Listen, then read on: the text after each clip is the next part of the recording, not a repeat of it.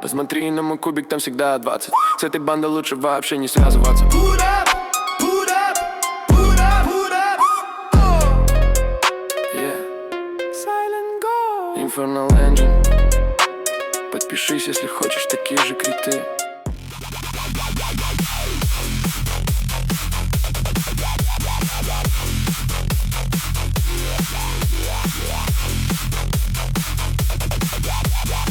Всем привет! Начался третий этап битвы за корону. В данном ролике разберем 4 варианта команд. Нужно нам будет отбить 3, поэтому 4 делаю просто, чтобы у вас была возможность выбора. Бафы у нас также поменялись в сравнении с прошлой неделей. В прошлый раз у нас на центре был баф на сияние. Теперь у нас баф на урон молнии и также на электрошок. Тоже дополнительный урон увеличивается на 30%.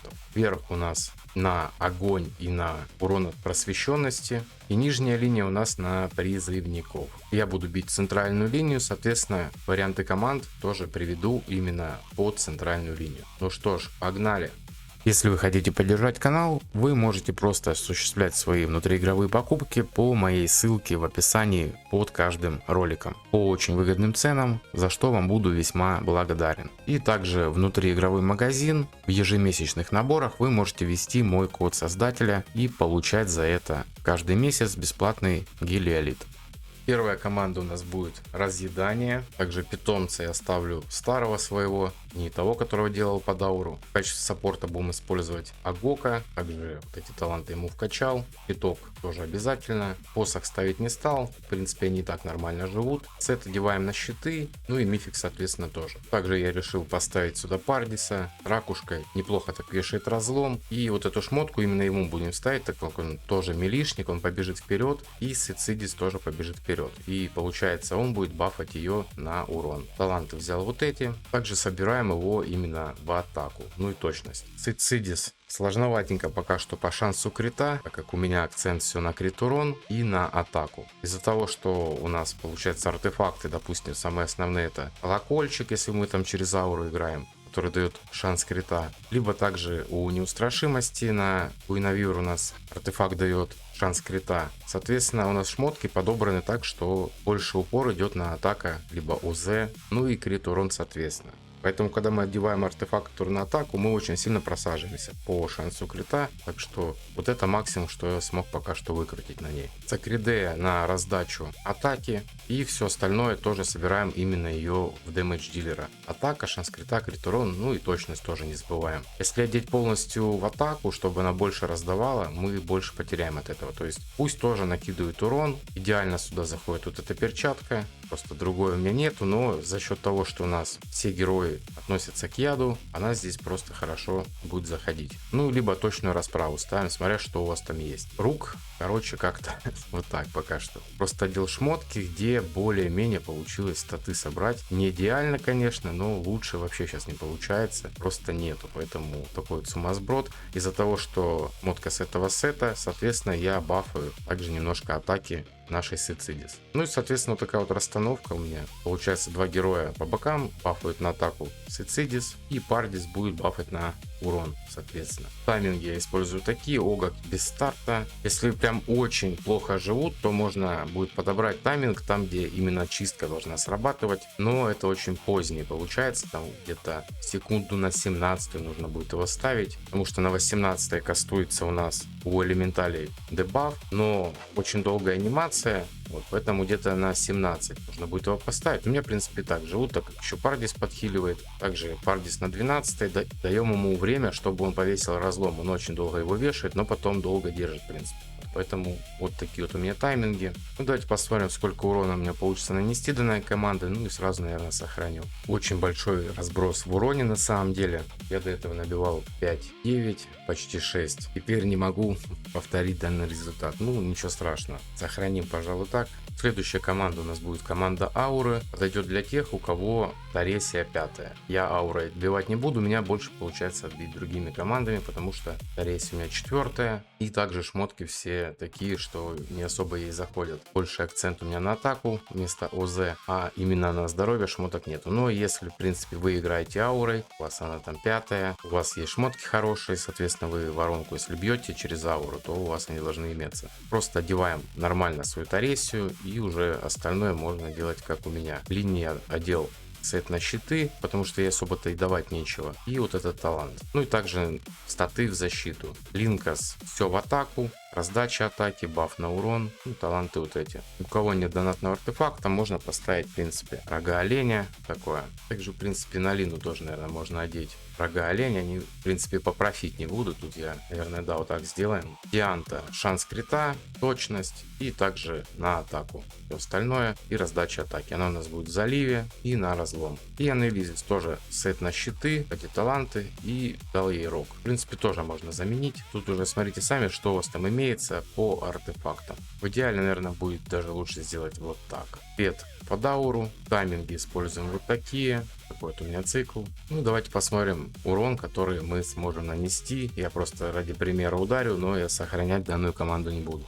Ну, собственно, 3,6 у меня получилось нанести. Это очень мало. У кого 5-я Тарессия, ну, в принципе, должны делать около 7. Следующая команда у меня команда яда. Тут я тайминги использую вот такие. Пробовал, чтобы Серпентемис ультовала после твича в разлом, но так уходит у меня урона поменьше. Поэтому сделаю я вот так. Саппорт у нас рейта. На 15 получается продляет. Ультой бьет по элемам. И она также будет накладывать стаки яда под болотом Серпентемис. И тут еще есть некоторые нюансы. Сейчас мы их разберем. Первое, это вот расстановка. У меня на лотере вот эта шмотка. Поэтому именно крестом ставим вокруг него. У него вариантов немного по шмоткам. То есть этот сет и вот этот. Все. Больше ему тут ничего не дано. В отличие от Серпентемис, так как она у нас дальник. И можно поставить еще вот эту шмотку. Тут смотрите сами, что по характеристикам. Но на пробив я не стал ей давать, так как у меня лотер, в принципе, наносит очень хороший урон. И именно вокруг него я решил выставить всех крестом. Если, допустим, на Серпентемис тоже поставить, то у нас пробив уже будет поменьше. Вот, и решил я дать именно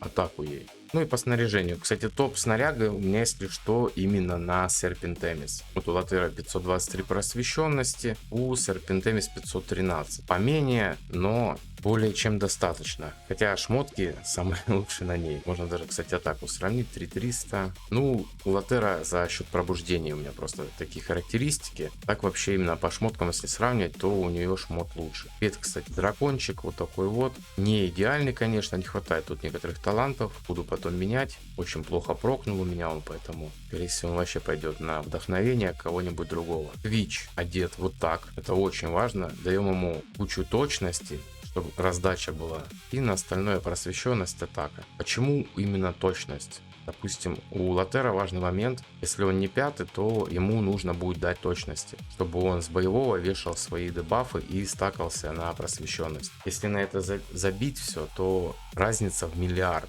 По урону у меня вышло. Вот, то есть у меня был он в атаку и просвет, дал точности, и урон вырос очень сильно. Он быстрее бафается под ультой. Вот, поэтому, в принципе, обязательно точки даем. Мы от этого только поимеем намного больше. Лавкач, пул атака, раздача атаки и сет кукольника. Вот, ну и по поводу Латера, как я уже сказал, точность именно соточка достаточно за счет того, что нам еще Twitch раздает. Вот, поэтому, собственно, Twitch должен быть прям максимально в точку. Ну и вот эти сеты. Это шмотка просто потому, что тут 53 точности. Значения она тут никакого не имеет. Таланты обязательно вот эти. Пробой защиты, доп дебаф и ядовитый взрыв. Ну и рейта, в принципе, вообще с воронки взял ее. Вот эту шмотку можно вообще, кстати, убрать. Можно сделать вот так. Да, сделаю-ка я вот так, наверное. Не буду ее убирать, пусть так вот и стоит. Да, самое печальное, что Twitch, получается, бафает только Серпентемис. Потому что Латер побежит вперед, будет здесь прыгать, и очень тяжело его этой шмоткой бафать. Короче, как-то вот так. Давайте посмотрим, сколько урона получится набить. 5,8. Также давайте я вам покажу ДПС, который там вообще происходит по поводу ядовиков. Там на Латера не думали, что он полезный, там плохой какой-то. Вот, пожалуйста, сейчас чуть-чуть бой пройдет, он подразгонится. Также обратите внимание, как он еще будет стаки набирать. Тут уже 48, 54. Короче, вообще по красоте он делается. очень быстро сейчас себе бахнет просвещенность и начнет прям нормально наяривать. То есть не только у нас Серпентемис мощный, а ЛТР у нас тоже мощный. Ну и, соответственно, чем больше пробуждений, тем лучше. Но пятая даст буст за счет того, что не нужна будет точность, и на боевой будет шанс двойного срабатывания. То есть он будет еще быстрее получать вот эти стаки. Ну и плюс будет тик яда тоже от него тикать. Вот, собственно, такие ДПС у нас. Если Серпентемис дать вторую пробуду, то урон у ЛТР еще больше пойдет вверх. Ну, короче, как-то вот так. Давайте сейчас опять отобью и сохраню результат. И четвертая команда, это команда неустрашимости. Тайминги я использую вот такие. То есть мы тут ни к чему не привязаны, поэтому стартуем сразу по возможности. Револ у нас первый, даем запас 2 секунды, пока он там свою анимацию прокастует, тетиву натянет. Вот поэтому 2 секунды ему нужно. Далее Настенка и сразу за ней Кульвида, Женя и, соответственно, Маштур. Даже несмотря на то, что на 14.5 все равно Кульвида по чуть-чуть съезжает, просто из-за своих вот этих прыжков. Питомец Джин. Остановка обязательно вот такая.